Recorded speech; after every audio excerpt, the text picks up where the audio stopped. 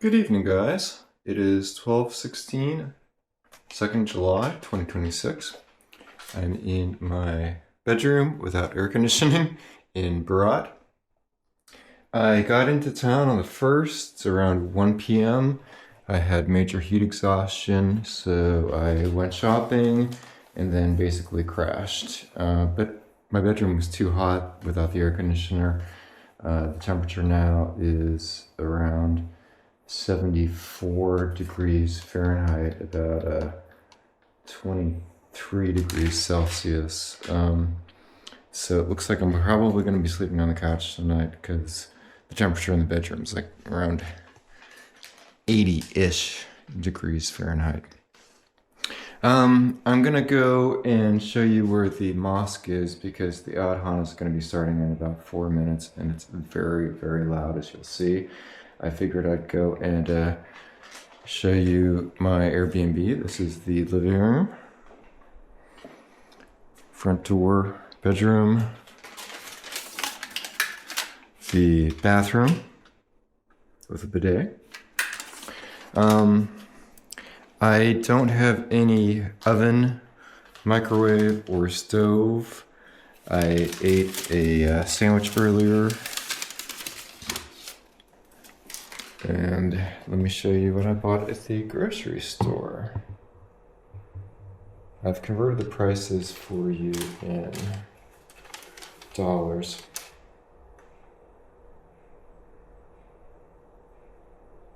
Of course, I can't read my notes because it's not bright enough in here. Oh, let me turn the light on. Apparently that one does not work. Okay.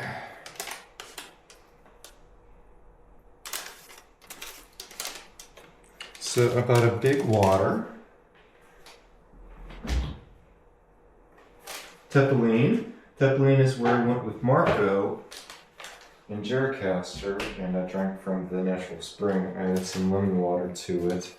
The water here isn't potable, so it's always a good idea to go and get from a fresh spring if you can, or buy bottled water. This was 110 lek or $1.33.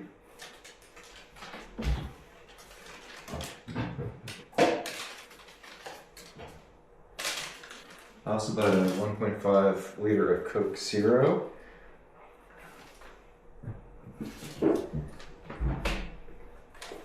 Which came to 150 lek or $1.81.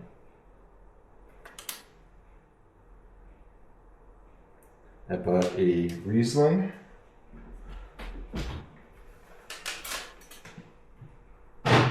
Which came to 650 lek.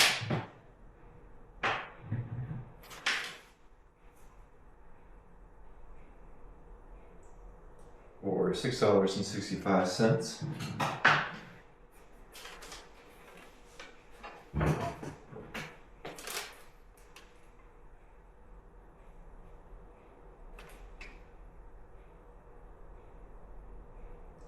I bought a Nescafe.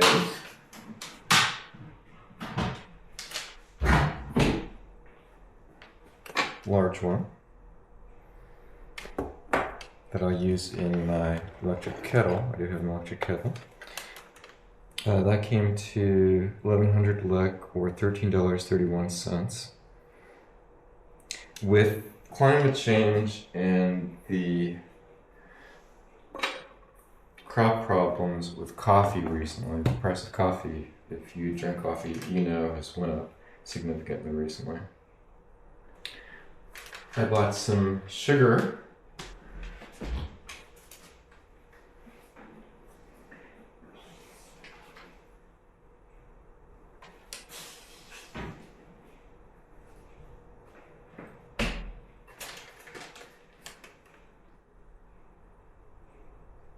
Which came to, where's the sugar?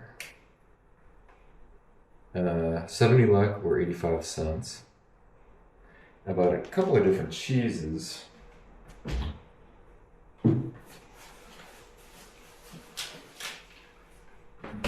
I bought some fresh Albanian cheese that I haven't opened yet. This came to 268 lek, which was $3.48. I'll put that on bread and tomatoes for a sandwich. That's what I primarily am going to eat this month: sandwiches and salads and yogurt and muesli.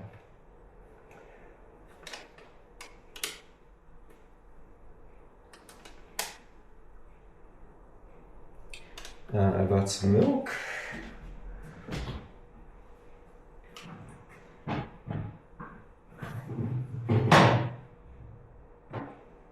This is one of my favorites, the Tradita. It's very creamy tasting. It's low pasteurized. There's different grades of pasteurization, and that one is definitely one of the best.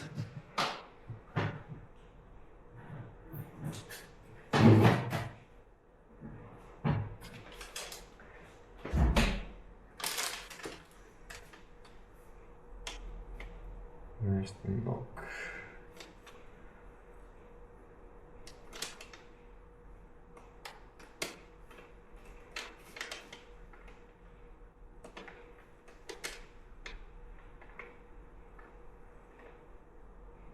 $1.75 lek, or $2.10.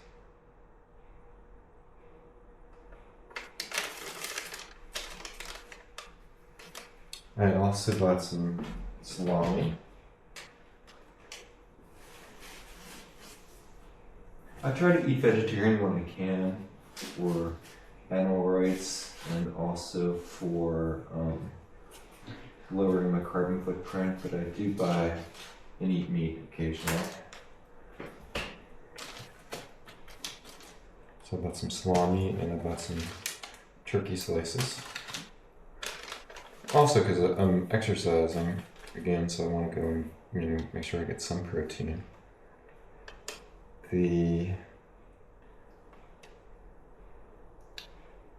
turkey was 197 lek, or $2.38. The salami was 179, or $2.17. I also bought some walnuts for my muesli, which came to 294 lek, or $3.65. So as you can see, the groceries really aren't like extraordinarily cheap in comparison to a lot of places. What you save more on anything else is rent in Albania. I also bought a German show kitten, one of my favorites, dark chocolate with hazelnuts. And that came to 149 lek, or $1.79. I mean, some things are really cheap here in Albania, other things are very expensive. I also bought some olive oil, for example. Again, we're in the Mediterranean, in the Balkans, in Albania, and they produce their own olive oil. But olive oil is just very, very expensive here. In some places, you have to get imported olive oil. This one here, though, is from Albania, I believe.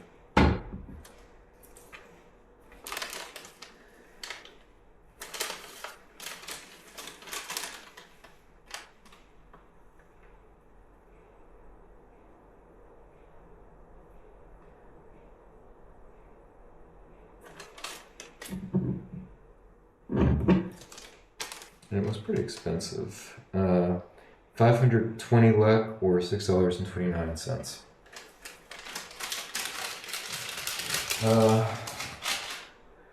So yeah, I mean, certain things are more expensive, other things are definitely cheaper. I believe that the adhan, the call to prayer, is going to start at 12:20. I haven't heard it yet.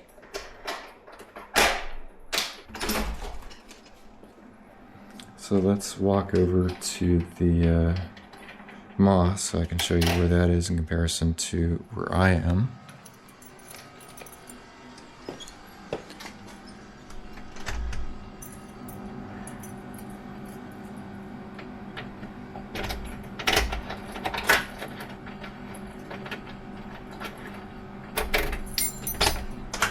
So yeah, I'm not happy about having to sleep on the couch tonight, and it's gonna be warm until like next Thursday in the 90s, 30s in other words, Celsius. But it is what it is. When they said they had air conditioning, I assumed they had it in the bedroom as well. So this is my little courtyard alleyway. As you can see, this is part of the medieval part of town.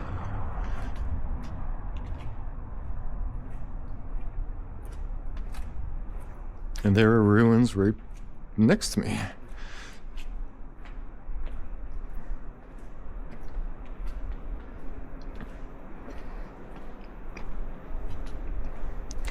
I haven't really explored much since I was so tired with heat exhaustion and headaches coming from Vlor today.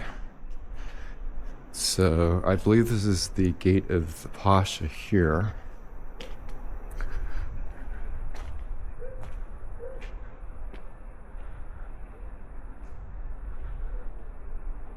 Yeah.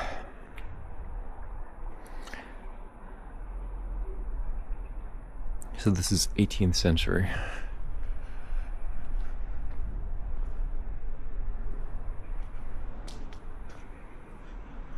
So I'm gonna go to bed after I put this video up. And then tomorrow start exploring the city. I'll do a walking tour video for you all. There's the minaret right there. And also find the local gym. And here is the mosque.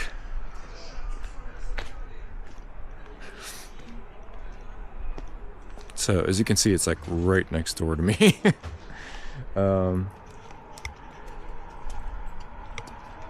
I was told by my Catholic priest that in Vlor that there is a Catholic church here, but I couldn't find it on Google. All the ones I found were Orthodox, Albanian Orthodox. So I'm gonna reach out to Father Senil tomorrow and ask him what the name of it is so I can find it.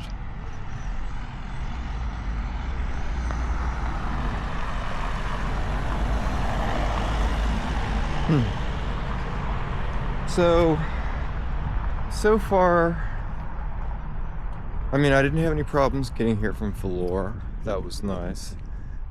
Just the heat exhaustion. It's just been so hot here, as everyone in Europe can attest to. I didn't want to drink a lot of water today, knowing that I wouldn't be able to go to the bathroom easily this morning and early afternoon because of the traveling. It takes about an hour and a half, 2 hours to get here from Vlor at the coast. So I was getting headaches, just regular heat exhaustion, just exhausted by the time I got here. The sun was just so bright. Oh, there's the moon.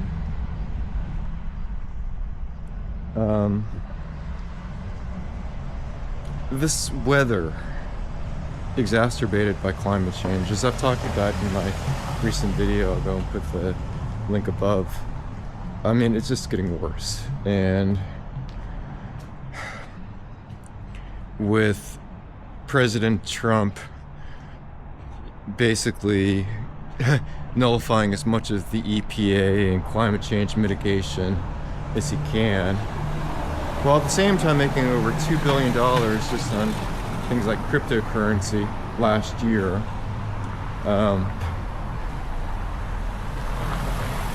while most people in the world can't afford things like gasoline and food and healthcare, the daily expenses of life, housing in America, which apparently is a yawn to our president, who doesn't care at all about quality of life for the American people. And the thing is, 30% of Americans still support him. I don't get it.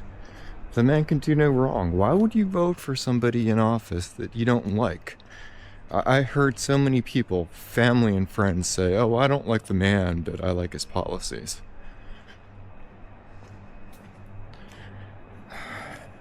The logic eludes me because it isn't there. If you can't trust the person, how can you trust what he says? Especially when he lies as much as someone like Trump does. Have we ever had a politician who lies as much as he does? I'm walking now to the big Orthodox church down the street. This, as you can tell, is more of a modern part of town, right outside of the historic city center.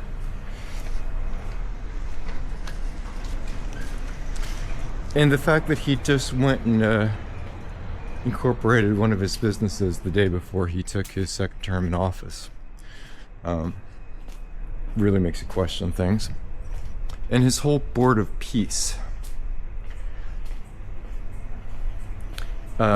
They just recently went and announced that they came up with a ratifying document saying that basically they could, the board members and the contractors and everybody else who works for the Board of Peace. I'm not sure what that building is over there to the right, but this is the main Orthodox cathedral in front of us.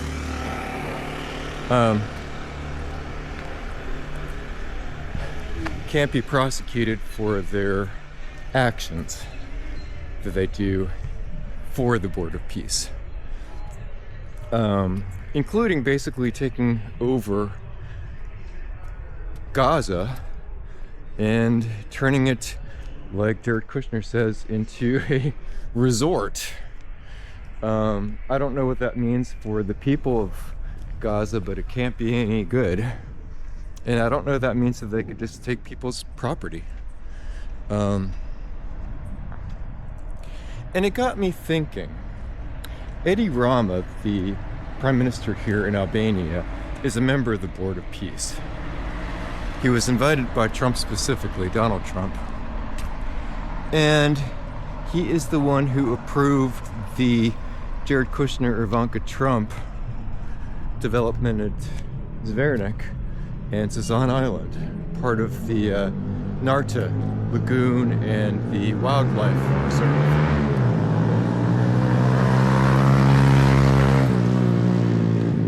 I wonder what his connection is to all this. I'm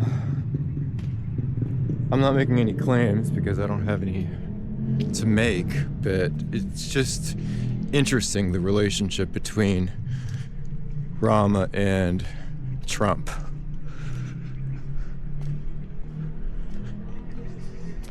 Whereas most of the world leaders have decided not to be a member of the Board of Peace, why did Eddie Rama decide to? And is he getting anything out of it? I don't know.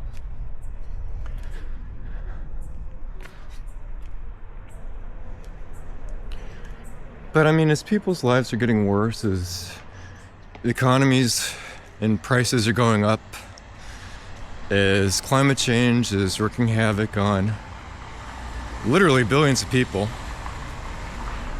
Europe, like I said, is going through a heat wave now. Although it's finally gotten better in countries like the UK and France and Germany and Poland, cooled down a little bit. America now has their own heat wave. You have wildfires. As I said in my last video on the environment, and what we can expect in the next 25 years, things are only going to get worse. Places like Africa, places like Asia, places like Latin America are really going to be hit very hard. Agriculturally, and a lot of places are running out of water. Fresh drinking water. I mean, things like this are only going to go and cause more strife, more death, more famines, more thirst, and conceivably more wars. Why aren't enough politicians out there thinking about things like this? Thinking about the lives of ordinary people like us, who are just trying to survive, live, thrive, grow, be better people. That's what this channel is for the polymath who is interested in more than one subject, who studies a variety and array of things, who tries to develop skills that makes them a more well-rounded person. Mind, body, and soul, as I'm trying to do.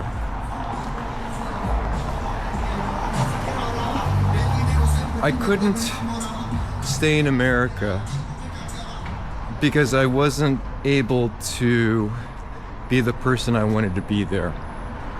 In addition to just dealing with the soul-crushing politics, and this was even before ICE, mind you. The polarity, the willful ignorance, the apathy of so many Americans. Even now, with everything going on, you don't see protests in the streets like you do here for the Flamingo Revolution in Albania and Tirana. They've been protesting for over a month now. You can see the castle up there at the top of the hill. The light, at least, for the castle.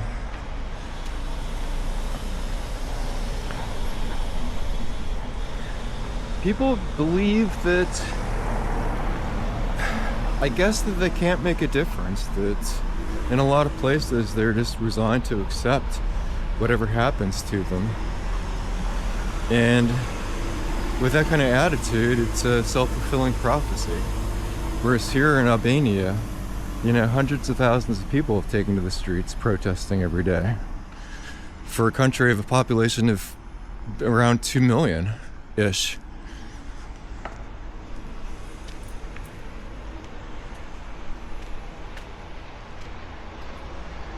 If we don't stand up for our rights, we lose them. It's as simple as that.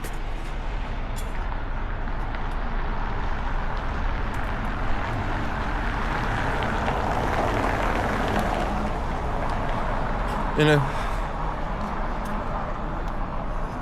couple of days, America's going to be celebrating its 250th anniversary. This year there isn't really much to celebrate. Quality of life diminishing, strife, divisive politics, polarity, corrupt administration, corrupt Supreme Court. But in addition to that, you have to wonder, what would the Founding Fathers say about us as American citizens?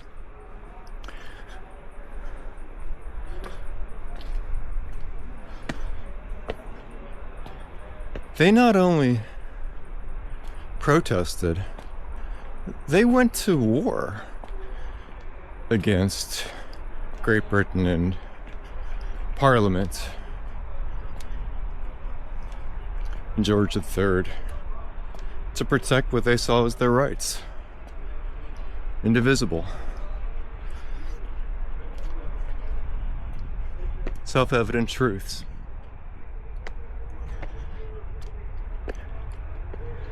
And here we are, as Americans, resigned to let tyrants treat us like second-class citizens. Treat us like vassals. Treat us like serfs.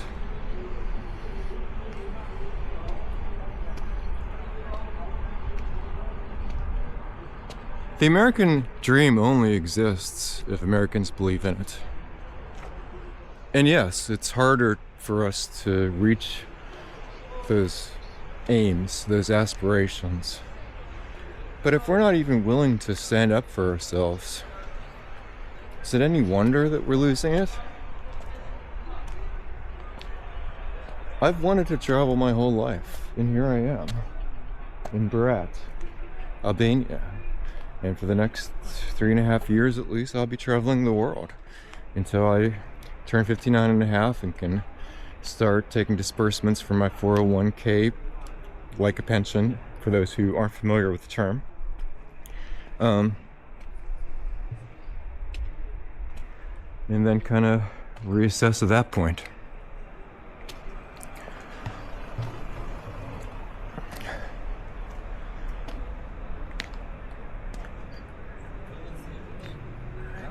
But I was willing to live my dream. How many of us can actually say that? Of course, for many, it's difficult. A lot of us are put in a lot in life where they aren't given any choices, or seemingly any choices. Not enough money to go and pay for college, not enough time to travel. Obligations like family or medical conditions or whatnot. I completely understand that. I certainly didn't travel and leave the country like this until after my mom passed in 2023, when she was kicked out of a nursing home with pneumonia. She died 12 days later. It was owned by a private equity firm who treats the people there like they were just numbers on a ledger. How they could illegally go and kick her out when she was sick is still beyond me.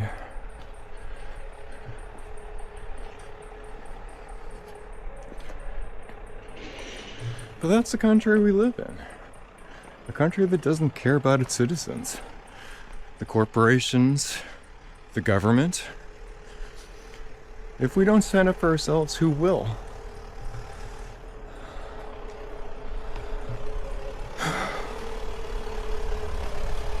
So, that's my first night here in Berat. I haven't heard the adhan yet. I'm surprised. I thought it was supposed to start at 12:20. There's another one at 3:30 or something like that. It's supposed to follow the sun. So guys, thank you for walking with me and seeing what my first night was like here in beautiful Berat. Hopefully I can get some sleep tonight on my couch. Maybe by next week I can sleep in the bed again. Such is life, right? Travel is definitely one of those situations where you have to adapt. And in the world we live in today, I think we all have to do that more than ever. Take care, guys.